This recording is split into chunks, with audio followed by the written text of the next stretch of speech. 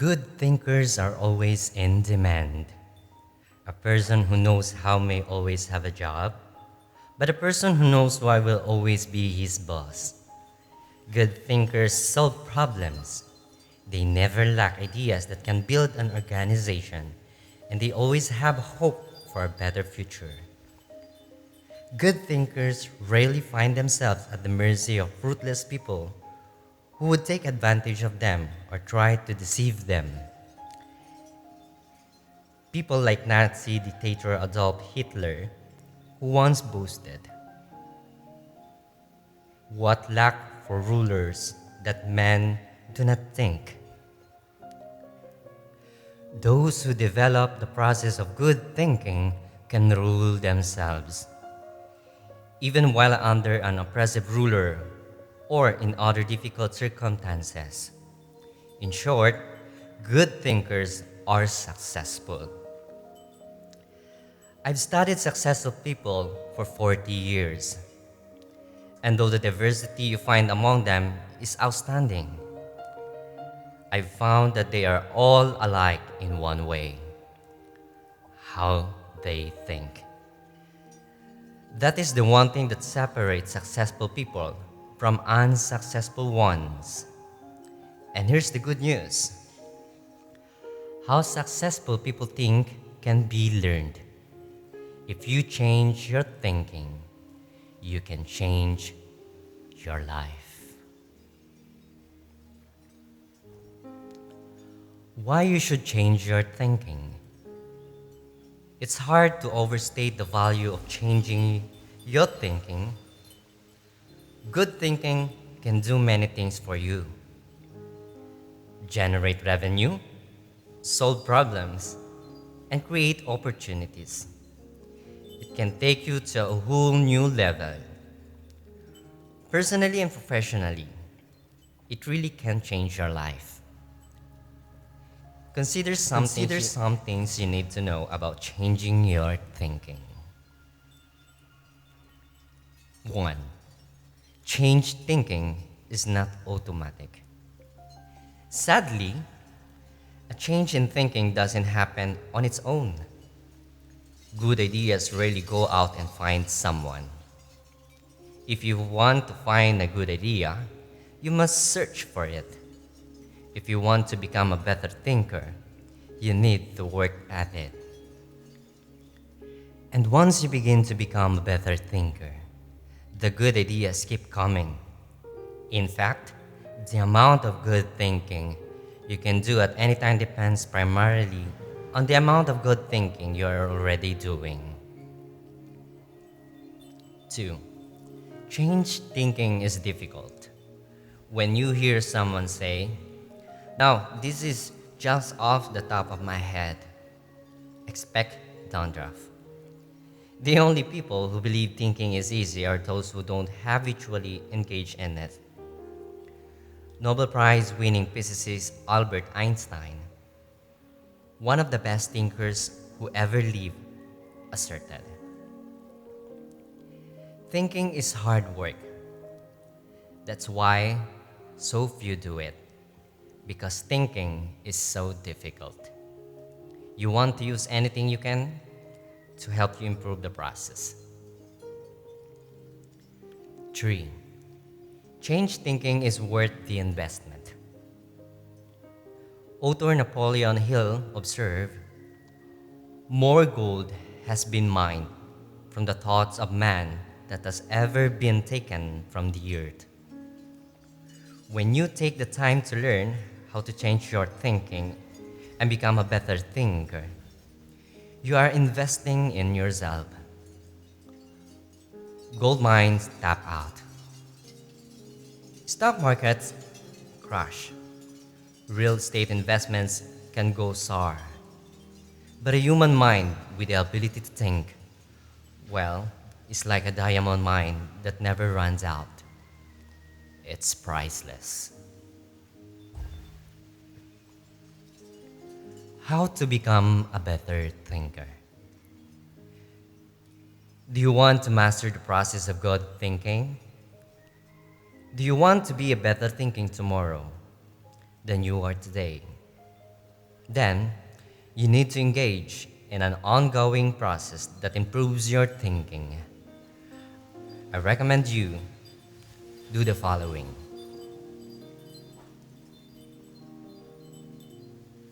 1. Expose yourself to good input. Good thinkers always prime the pump of ideas. They always look for things to get the thinking process started. Because what you put in always impacts what comes out. Read books, review trade magazines, listen to tapes, and spend time with good thinkers.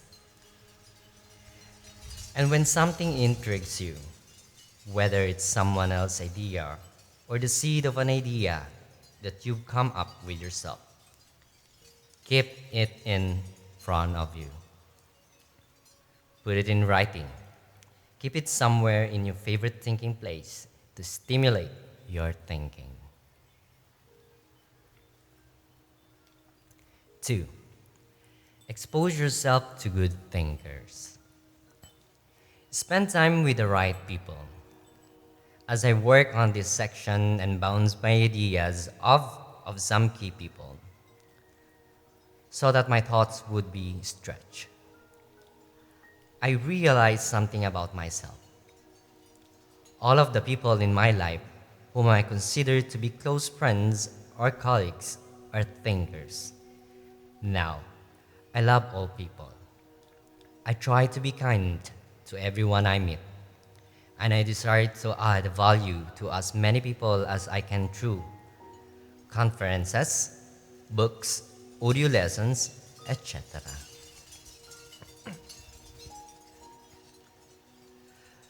But the people I seek out and choose to spend time with all challenge me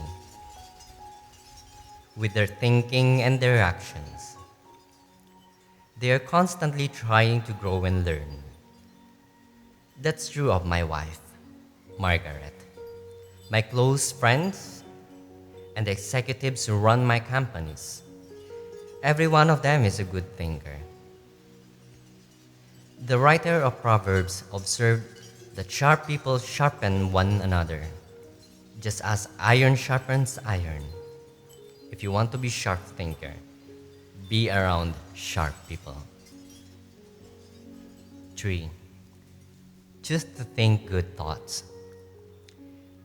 To become a good thinker, you must become intentional about the thinking process. Regularly put yourself in the right place to think, shape, stretch, and broaden your thoughts. Make it a priority. Remember, thinking is a discipline. Recently, I had breakfast with Don Cathy, the president of Chick-fil-A, a fast food chain headquartered at the Atlanta area.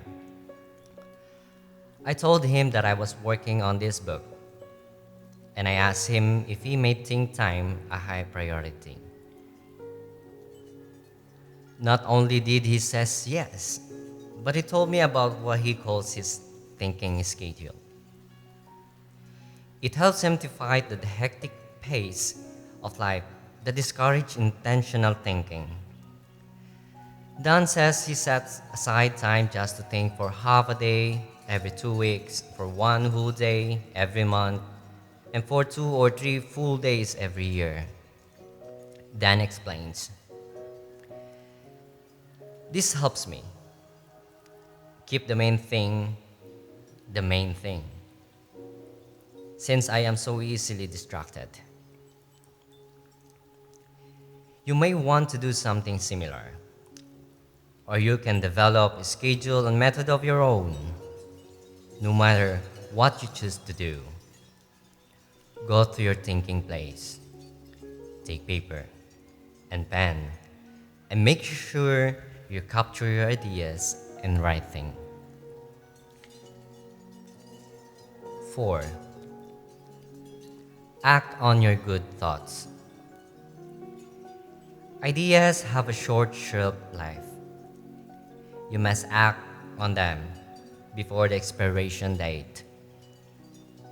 World War I flying ace Edderwick and Barker said it all when he remarked, I can give you a 6-word formula for success. Think things through, then follow through.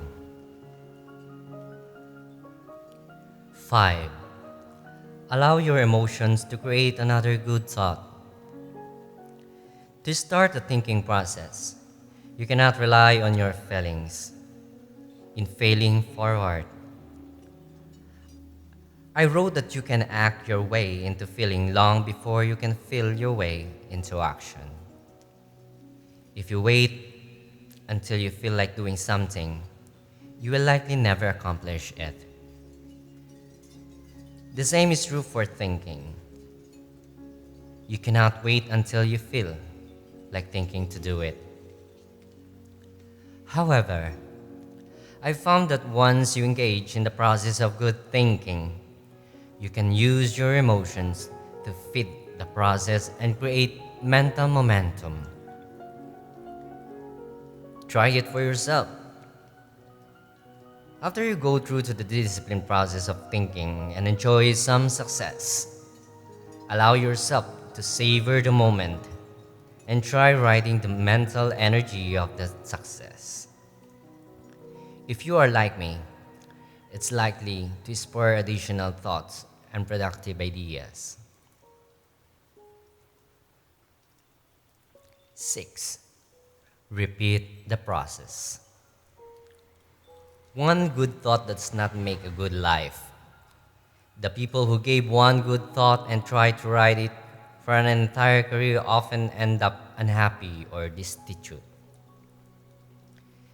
They are the one-hit wonders, the one-book authors, the one-message speakers, the one-time investor who spend their life struggling to protect or promote a single idea. Success comes to those who have an entire mountain of gold that they continually mine, not those who find one nugget and try to live on it for 50 years. To become someone you can mine a lot of gold, you need to keep repeating the process of good thinking.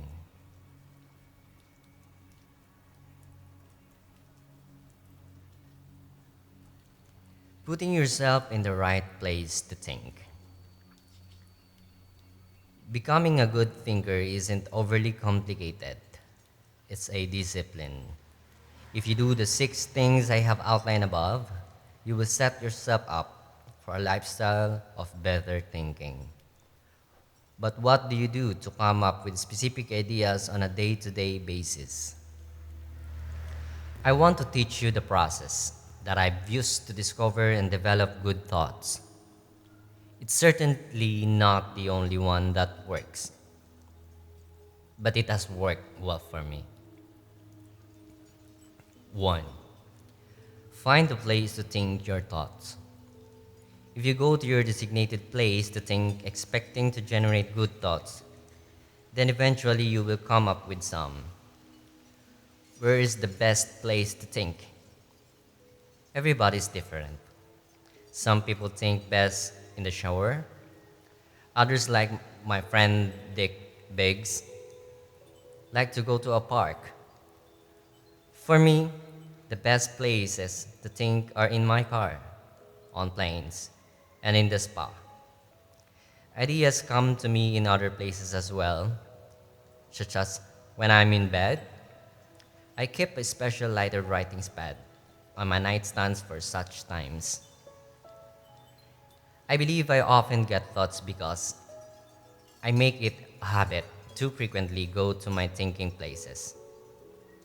If you want to consistently generate ideas, you need to do the same thing. Find a place where you can think and plan to capture your thoughts on paper so that you don't lose them. When I found a place to think my thoughts found a place in me. 2. Find a place to shape your thoughts. Rarely do ideas come fully formed completely. Most of the time, They need to be shaped until they have substance. As my friend Dan Rayland says, they have to stand the test of clarity and questioning. During the shaping time, you want to hold an idea to strong scrutiny. Many times, a thought that seems outstanding late at night looks pretty silly in the light of day. Ask questions about your ideas. Fine tune them. One of the best ways to do that is to put your thoughts in writing. Professor, college president, and U.S. Senator S.I. Hayakawa wrote, "Learning to write is learning to think.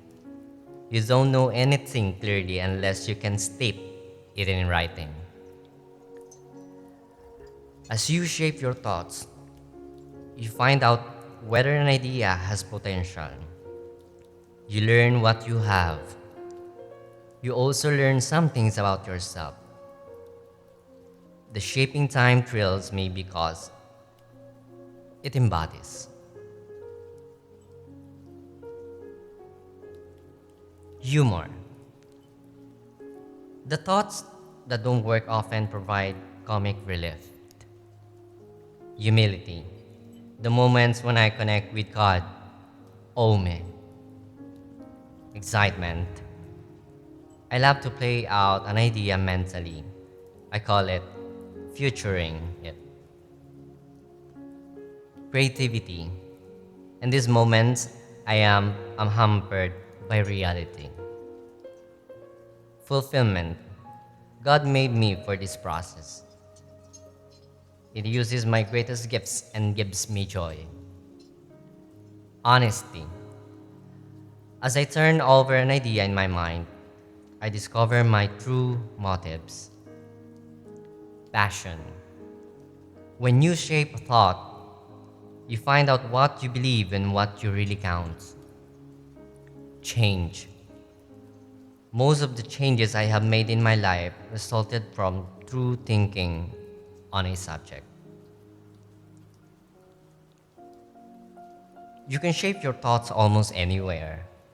Just find a place that works for you, where you will be able to write things down, focus on your attention without interruptions, and ask questions about your ideas. 3. Find a place to stretch your thoughts. If you come upon great thoughts and spend time mentally shaping them, don't think you're done and can stop there. If you do, you will miss some of the most valuable aspects of the thinking process. You miss bringing others in the expanding ideas to their greatest potential. Earlier in my life, I have to admit, I was often guilty of this error.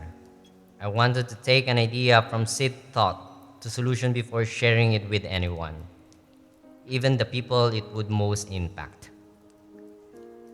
I did this both at work and at home. But over the years, I have learned that you can go so much farther with a theme that you can go alone home.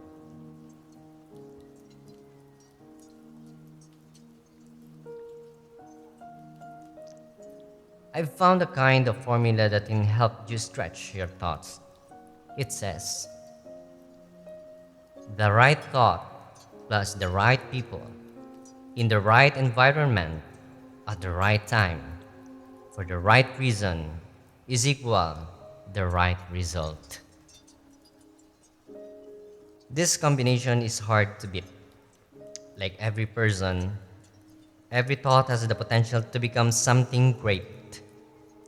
When you find a place to stretch your thoughts, you find that potential.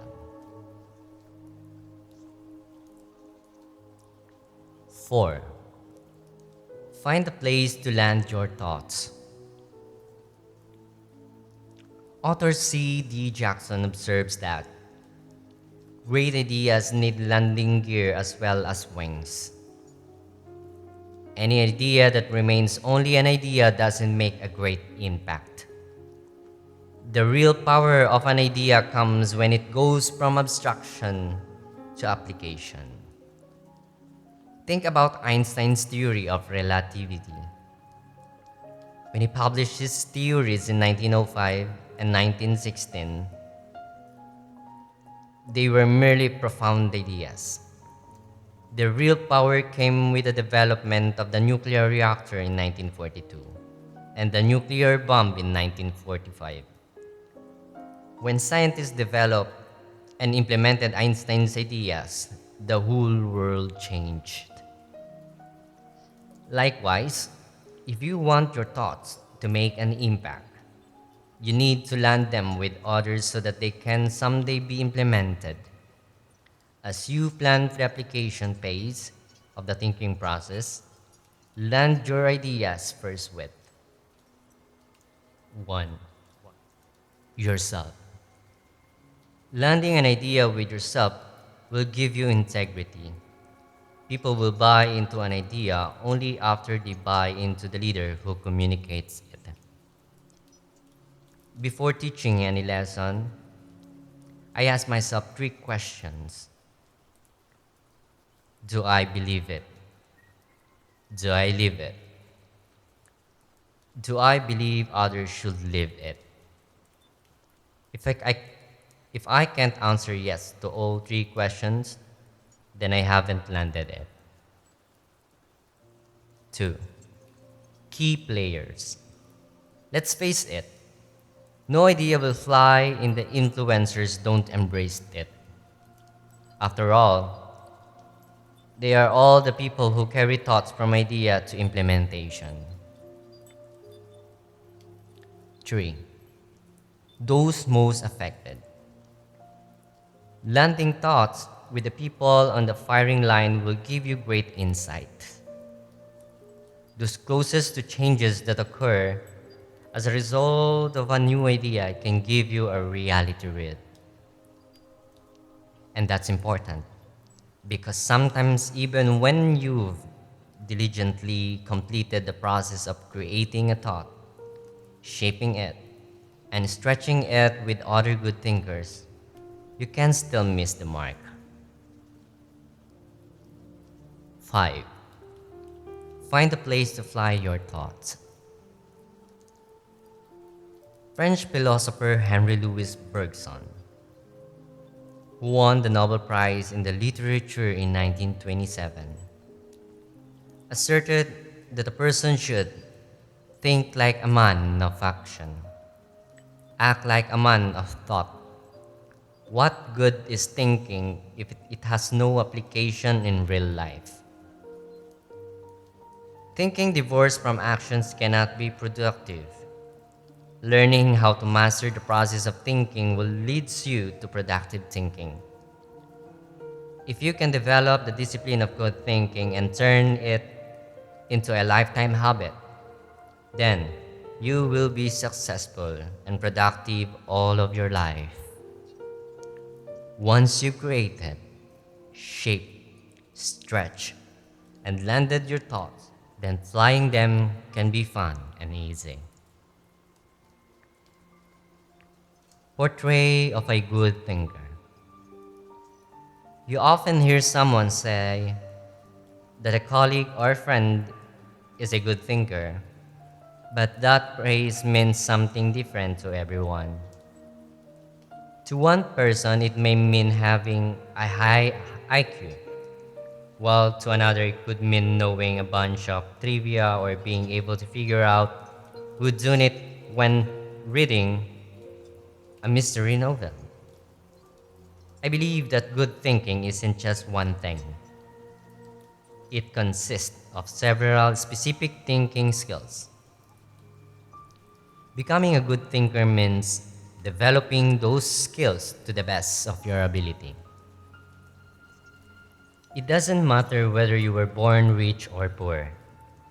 It doesn't matter if you have a third-grade educational or possess a PhD. It doesn't matter if you suffer from multiple disabilities or you are the picture of health. No matter what your circumstances, you can learn to be a good thinker. All you must do is be willing to engage in the process every day. In Built to Last, Jim Collins and Jerry Porras describe what it means to be a visionary company. The kind of company that epitomizes the pinnacle of American business. They describe those companies this way. A visionary company is like a great work of art. Think of Michelangelo's scenes from Genesis on the ceiling of the Sistine Chapel, or his statue of David. Think of a great and enduring novel like Huckleberry Finn, or Crime and Punishment. Think of Beethoven's Ninth Symphony or Shakespeare's Henry V.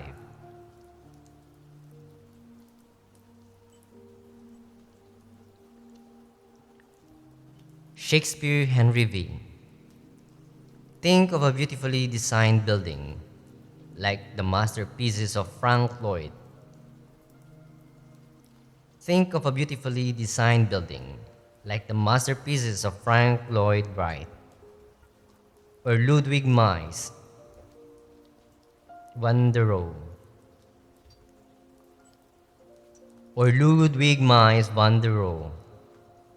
You can't point to any one single item that makes the whole thing work. It is the entire work. All the pieces working together to create an overall effect that leads to enduring greatness. Good thinking is similar. You need all the thinking pieces to become the kind of person who can achieve great things. Those pieces include the following 11 skills. 1. Seeing the wisdom of big picture thinking. 1. Seeing the wisdom of big picture thinking.